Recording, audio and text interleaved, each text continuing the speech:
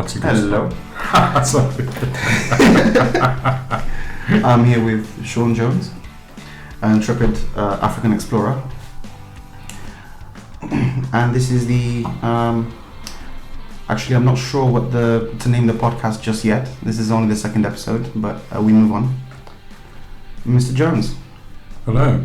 What are you doing? Mambo, Jumbo. What are you here to talk about today? My adventures in Africa. Right. So how does a Brummie end up in Africa in the mid-80s? I was offered to go to... I had an offer to go to Africa for a week back in 1988. I was doing sterlingly well in Blighty, but rather bored. Had an excellent job in security and was offered to go over to Mombasa of all places and train some engineers for a security company. So off I went, but when I was at this offer, I had to go back home and get a map of Africa, and it took me nearly probably half an hour to find out where even Kenya was on the map. So I was ill prepared, but that's how I went there. It used to take me time to find England on the map when I was very young. I had no clue where. I didn't know that Kenya, for instance, was in East Africa. But I'd heard of Kenya, but I didn't know. But it sounded exciting, so I thought, oh yeah, I'll go there. I'll do that. And then it changed my life completely, utterly, hook, line and sinker. So one of the stories Miriam tells me from your times in Africa was a time you got arrested in Uganda, I believe. Well, yeah, unfortunately, I work in security. You frustrated her extensively with this one. I do work in security, but nevertheless, I tend to get arrested a lot as well. But then again, if you're an expat working in East Africa, you'll get arrested. It's just, it sounds horrendous here to maybe people in the UK, but it's almost part of the course. Cheers. If you, we also, it's sundowner time, so we must follow tradition. Yes, of course. Okay. So, I've been arrested. Let's start with Uganda. Well, which particular time in Uganda when I was arrested? Jesus Christ. Okay. okay. Let me the funniest one when I was apparently I was a British spy. That was quite exciting. This sounds good. You won't maybe you'll recall there was a raid on Entebbe and all that about. Already, this is better than the first take. Okay. Well, Uganda is a place that always intrigued me. I didn't live or work in Uganda. You have to realise that I lived in Kenya. Yeah. But Uganda's next door, Tanzania's next door. Uganda's sort of up and to the left on the other side of Lake Victoria. And I'd always wanted to go to Uganda, and I'd watched the film Raid on Entebbe and stuff like that, and it always sounded exciting to me. And it's one of the places I hadn't been. I've been over there a few years then.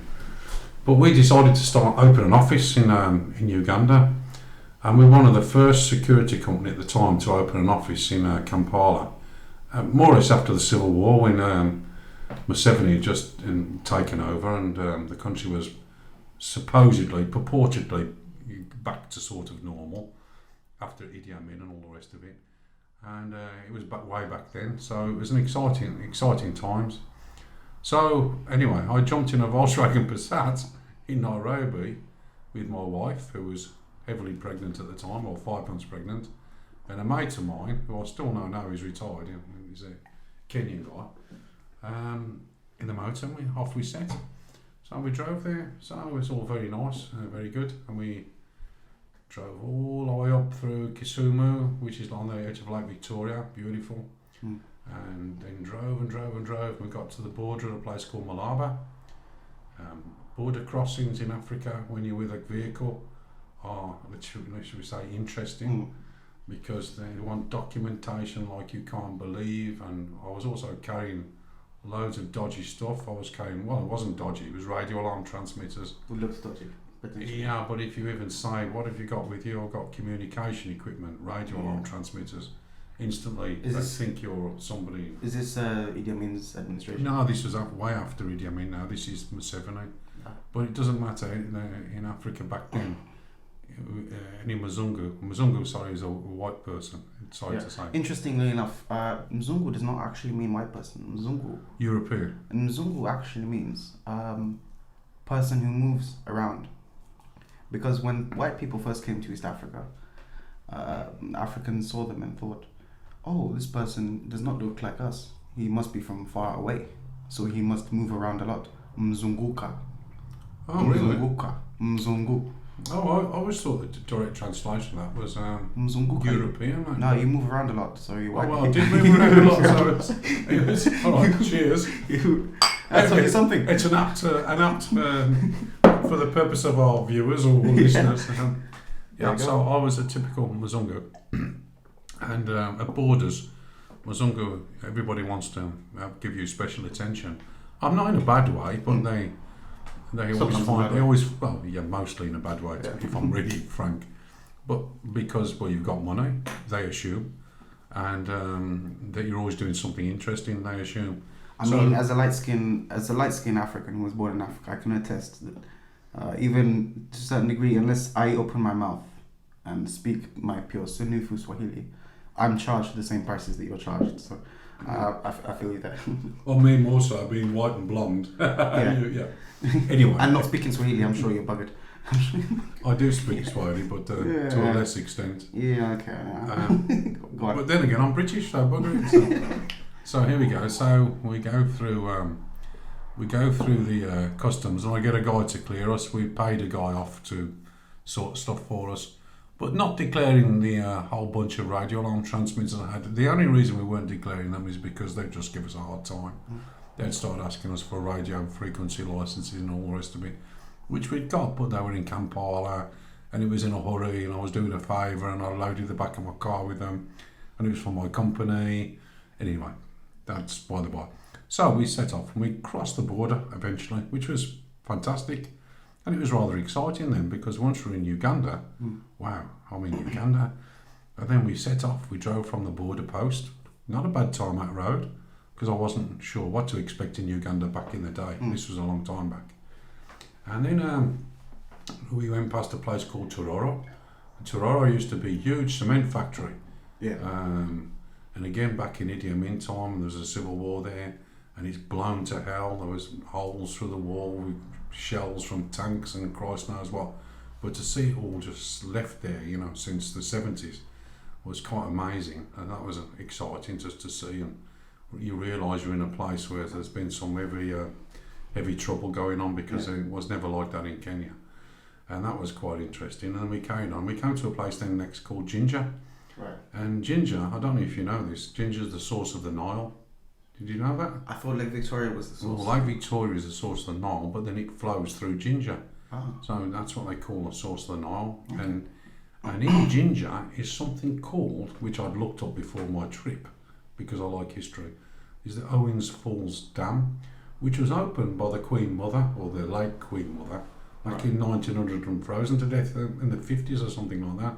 She, when we were still part of the Empire, she attended the opening of the Owens Falls Dam, which is a hydroelectric dam, which was in Ginger, and which is on the main road to Kampala, which I was heading.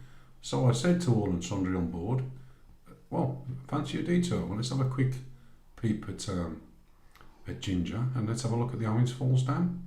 And everybody agreed that might be a good idea. So I took a left off the road. Clarify, it's a bit of British history here. Queen Victoria was the colonial queen who was there when all of it was British East Africa, right? No, more than her. Even the queen, our present queen, was still there. She became queen. Queen in Kenya. Yeah. I knew that. I saw that in the Crown. She went to Kenya as a princess and left as a queen. That's what they say. And her mother was Victoria, correct? No.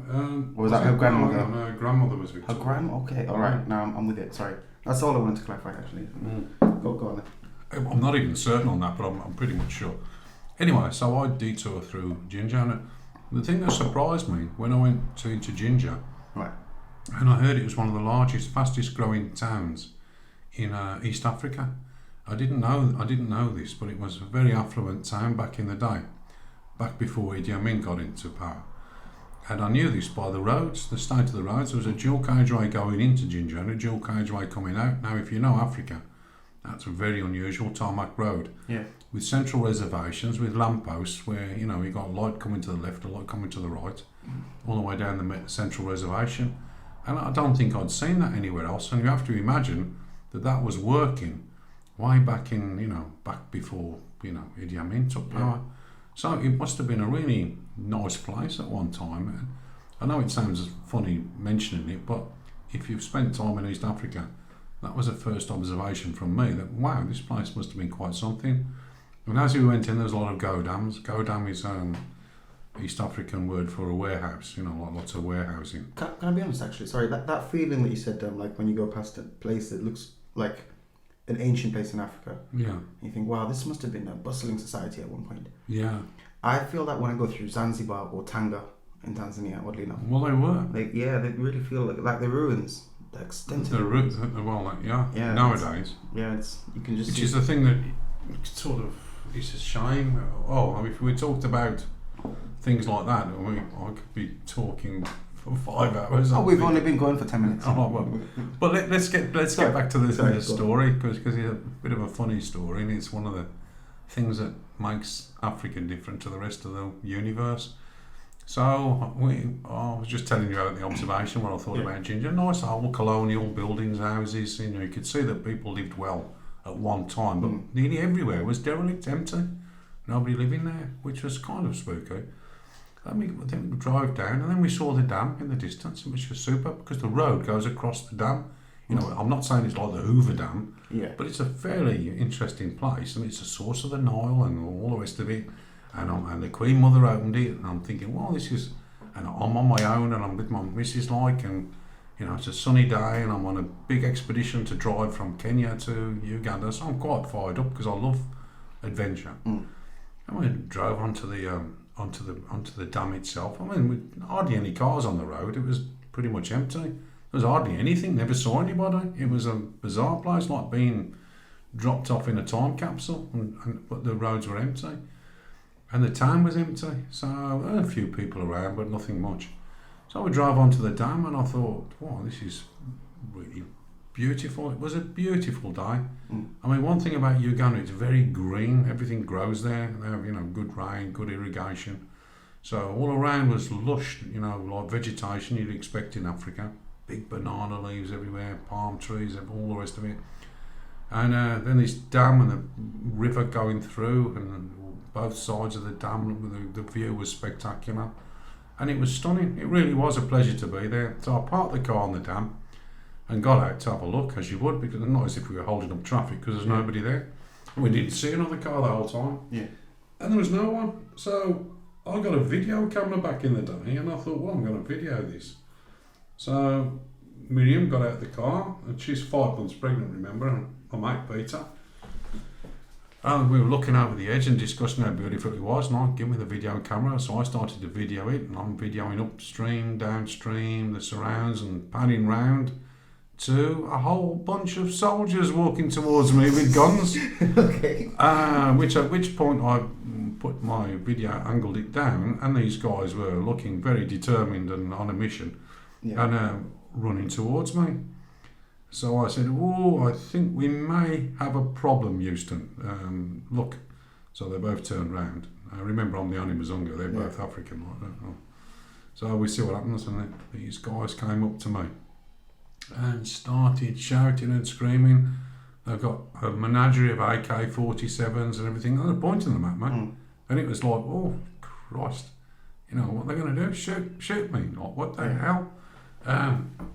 I was completely perplexed. I didn't and you realise. were with Miriam at the time? Yeah, I'm with Miriam. Remember, Miriam's also 5 months pregnant. So we don't need too many shocks. She was really pissed off. We had a long drive to get there. It was one of the few times we've got out to stretch our legs. Not expecting the Ugandan army to attack me, seriously. So the guys were coming out the bush, and there's loads of them. I don't even know where they came from. So they all come running up and then shouting at me, and I couldn't understand a word that they were saying, except now and again they spoke in a bit of English and a bit of Swahili. So when they spoke the Swahili, I could catch a bit of English, obviously. And in a nutshell, they want to take me prisoner. And I'm going, what for? And they were trying to arrest me. And I was saying, what have I done? What police, what's the problem? And then Miriam's trying to talk to them, Peter's trying to talk to them, but they wouldn't. Peter's also Mzungu? No, Peter's an African. Okay. He's I think he's a Kamba actually. He's from Machakos. Well, he's my colleague I worked with in my security company back in Nairobi, and he was coming with me to check out the new Ugandan office. So we were trying to ask them what's the problem, and these guys said, "You're videoing. This is a government asset in essence, and you're a spy, and you are videoing a strategic asset for Uganda." All right, it took a long time to understand that, but that's basically what their gripe was. And I said, "Oh, really? Oh, I'm sorry, I didn't know." And they were going, "So, I'm sorry, can I go?" And I went, no, you have to be 25 years in jail and stuff like that. So, of course, you've been there, done that. So, go on then, but really? All right then, so now what? Oh, we're going to arrest you, and you're going to prison. So, Peter and Miriam tried to, rationalise with these guys. And it was then I started to notice that half of them were pissed. And you could see some of them were carrying bottles of beer. And I'm thinking, this is not going swimmingly well. There's no one around to witness this. And nobody knows I've taken a shortcut I've gone off the beaten track, drove into Ginger. They all know I'm heading straight for Kampala. And if anything happens, I'm in a problem here. Like, this is, from being a laugh, started to get rather serious. So they started shouting at me and they're saying, no, you can't film here. And I'm going, I don't know. How does anybody know that it's against the law to film or take photos or video? And they say, and then eventually there's one guy who could speak English and he's like a bit in charge. And he's half pissed. And he basically slurred into me, "No, because the signpost tells you." And I'm going, "Really?" Yeah, seriously, this is where they go, then I thought, okay, well, I've not seen the signpost. What signpost? It's got the signpost there. I was going, I'm telling you, I've not seen a signpost. If there's a signpost, I'm sorry, but I've not seen the signpost. He said, "Yeah, you've seen the signpost, you've ignored it. Yeah, that's why you're being arrested." I said, "I haven't ignored any signpost. There's nothing to tell me." Anyway, cutting a long story short, I said, "I want to see the signpost where it says I can't film." In Mzungu's, your trouble matatis, because it's Swahili English. And I said, "Okay, I want to see the signpost." And then Miriam and Peter going, "Yeah, where's the signpost? There's no signpost." "Okay, come with me." And they're really pissed off. Yeah. And they're all looking at me now, not quite so excited, but all trigger happy and guns everywhere and Christ knows what. And there literally must have been about 15 or 16 of them around us. And a whole bunch off further up the road on the dam. So we walked down the dam. It's like a beautiful day in Africa. The water's still flowing, the sun's still shining, the Being sky's guided by still 10 blue. soldiers with And I'm here AK-47s. seeing guys, and I realise I'm definitely in Uganda in Africa because I'm about to be arrested as a spy, taking secret information. And I thought, I kind of, even at that point, I still love it because it's just madness, but you're part of it. I mean, yeah, you could have your head blown off, but. So we carry on down. We walk back down the dam a bit, on the top of the dam. Not walk, we walk along the road at the top of the dam. And then he goes, "See, here." Like, and I'm Apa. And I'm look around and there's nothing there. I'm going, "Wapi? Where?" "Pally, there." "There? Where? There's nothing there. Where's the sign?" "There's no sign." "There's the sign." I was going, "But there's nothing there." Everybody, William came over. "What? Where? You're just saying there and there's nothing there." And he gets up and we walk up the sort of the grass bank at the side of the road. And then lying in the grass, I mean literally lying in the grass, was this sign from about 1940 that had been snapped off and fell down, metal. Yeah. Completely Says no worn out by rust and all the rest of it. With someone about no filming or with a cross through it and everything. But I mean, literally 100 years old. You couldn't even read the stuff even if it was upright. It was that rusty. And it's going here. I said, how are you supposed to see that boy now? Quilly, come on. No, I started getting angry. Come on, it's bullshit. Like, me, I've had enough. Like, you go arrest me. You want to arrest me? Me, I'm English. You'll see what happens. No, I thought the game had gone on enough now. Now it's like sink or swim. And I could see that that's his only way of busting me. Yeah. That he's on thin ice as well. Yeah. But although that doesn't really matter in Africa. No, he but, can but, do anything he wants. Yeah, he can still do anything he wants. Yeah. But I thought, let me start being belligerent because it had been a bit of a laugh till now. Anyway, cutting a long story short, there was a lot of umming and ahhing, blah blah blah, and then they decided to give me a telling off, never to film there again. And by the way, I won't. I will never film a video off the Owens Falls Dam in Uganda ever again. I promise, because I've done it once. I don't have to do it again. And they eventually let us go. So I jumped back in the car, and we were there for a long time. And it was really quite exciting. And I did see Owens Falls Dam, and I did video it. And I was allowed to leave with my video camera, and we jumped back in the car and we carried on, and we carried on down the road. So we shot off again. That's mad. So that was my being arrested as a British spy, filming a 80-year-old dam in Uganda, and that was number one story. Okay, so can I ask, why is the song Toto so important to you? Well, many reasons, but Oh, sorry, no, the song is Africa by Toto. yeah, Africa I by thought- Toto. yes, I knew what yes, you meant. sorry. When you said it, yeah. There are many reasons, but I guess the most predominant one is I did actually leave Africa one time when I realised I was on my own. My English girlfriend had come back, and I stayed on my own. And the money wasn't that good, and the adventure was wearing off. And if you can't share anything with anybody, it's not quite the same. And then I played the Eagles, and I listened to the track one night, Desperado. And after I listened to that track, I thought, oh my God, what am I doing? So I got on an airplane and flew back to England. I thought, kind of a spur of the moment thing, I'm a bit crazy like that. And I quit my work, my job, and I came back. But as soon as I got back to England, I started to miss Africa immediately. And I did a few bits and pieces. And then I decided, man, I've got to go back. I'm not missing anything. I thought maybe I was missing out on life, or I was missing things, and maybe England was the right place to be. But I realised when I got back, having lived in Africa for a few years, that England no longer had anything to offer for me, I guess. So I decided I need to get back. Now, what I thought, I knew my brother at the time had got like a teletext thing on his TV. Before the days of laptops and computers and stuff, you had a teletext and he could get flights, cheap flights. So I wanted my brother to see if I could get a cheap flight back to Kenya or back to Africa. My mate who I used to work with, the guy who I work with is older than me. He'd gone to run a security company in Dar es Salaam. So I wanted to go back and speak to him. He'd always said he'd get me a job if I wanted to get back there. And I thought, let me go and see him. But he was then in Tanzania, in Dar es Salaam.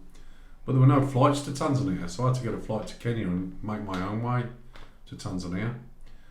So I decided, bugger it, one early morning to drive to my brother's, go on his teletext with him, find a flight and go back, see if I could get back to Africa. Where did Chris live at this time? Chris lived in Hampstead Hill, Handsworth Wood. Right, okay. Handsworth, and I was living in Great Barr. So I drove and drove through Hampstead. I was just starting at the bottom of Hampstead Hill, and I quietly sitting thinking in my car.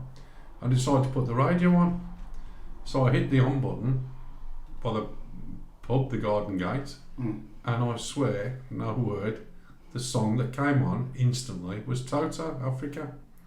And I thought, well, maybe God sent me a sign, because I couldn't believe, of all the songs in the whole world at that particular moment, the one to come on when I'm contemplating going back to Africa was Africa by Toto. And I swear, no word of a lie, that song came on the radio. And as soon as that song came on the radio, I knew that my decision was 100% right. Cutting a long story short, saw Chris. There was a flight to Mombasa.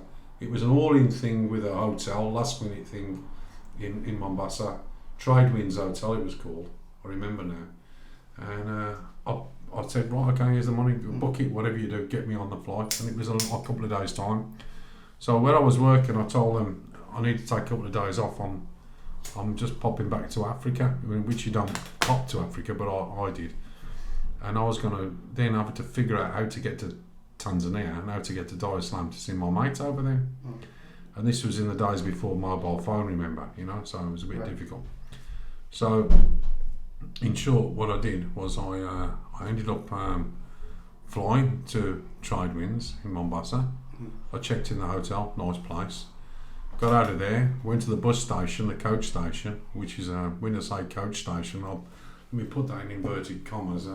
If you've ever travelled on an African coach, you cannot at all compare it with anything in the UK. A shelter to protect you from the rain. Right, it was a rather an interesting experience, and thank God it was mostly through the night, even though that was not even that clever either.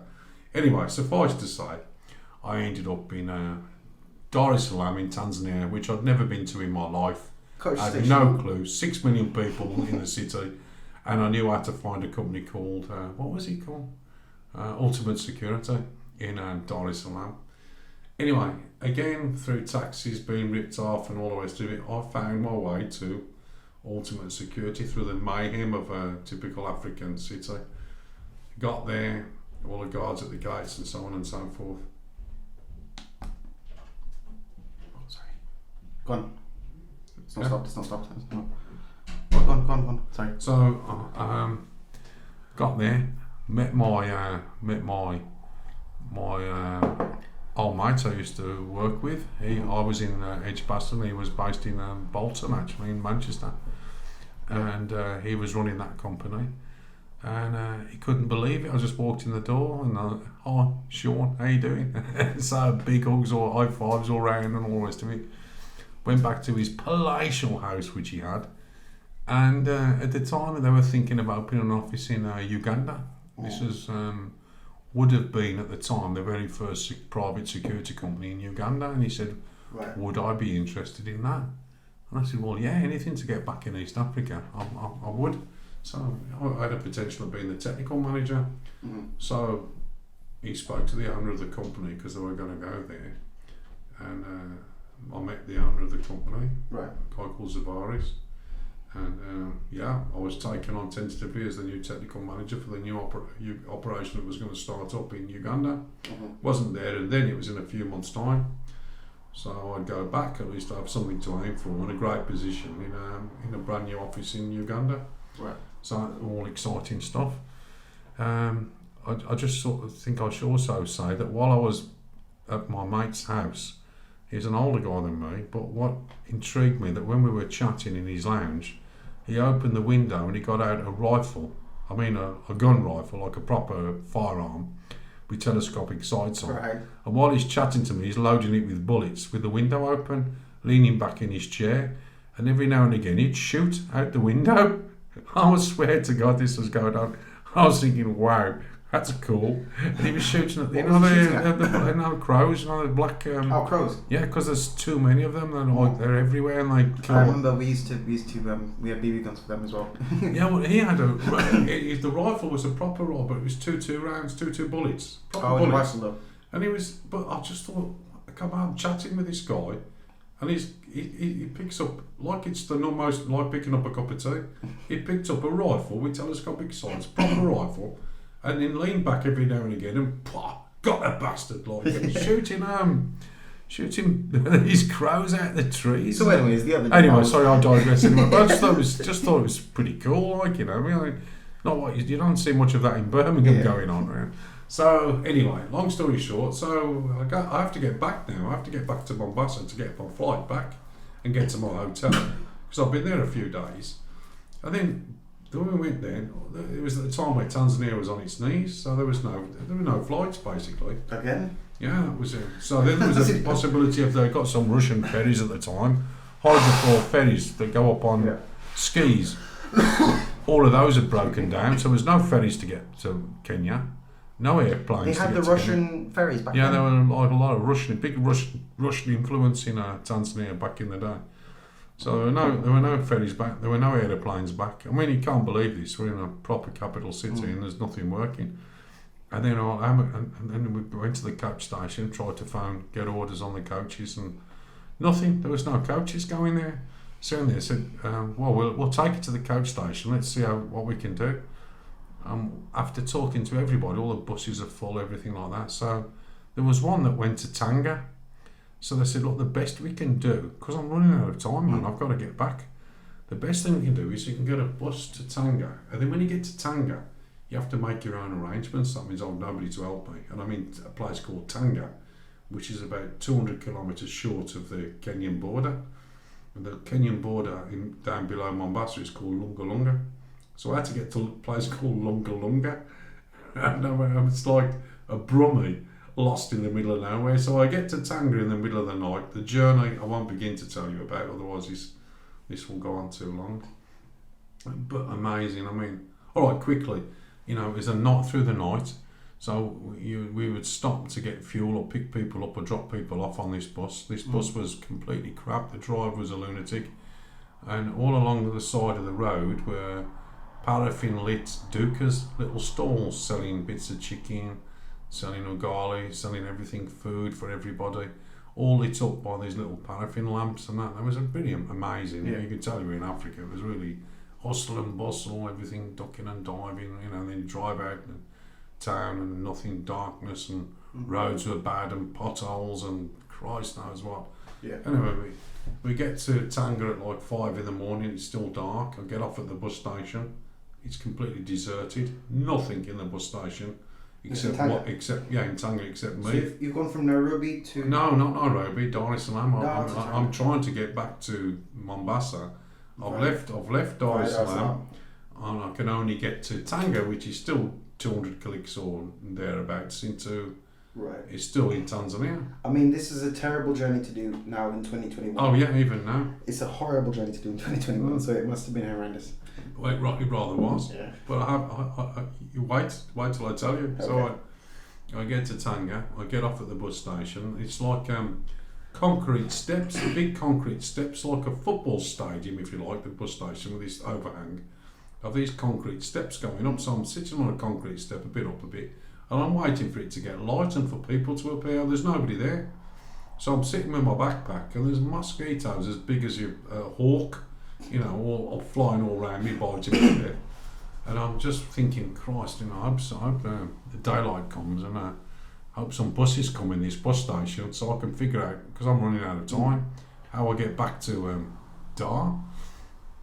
So I'm waiting, and eventually people come and talk to me, and the light comes, and anyway, talk to people, my crap Swahili, and they... Back to Mombasa, sorry. I'm still trying to get back to Mombasa, Yeah, so I'm talking to people, how am I going to get back? Right.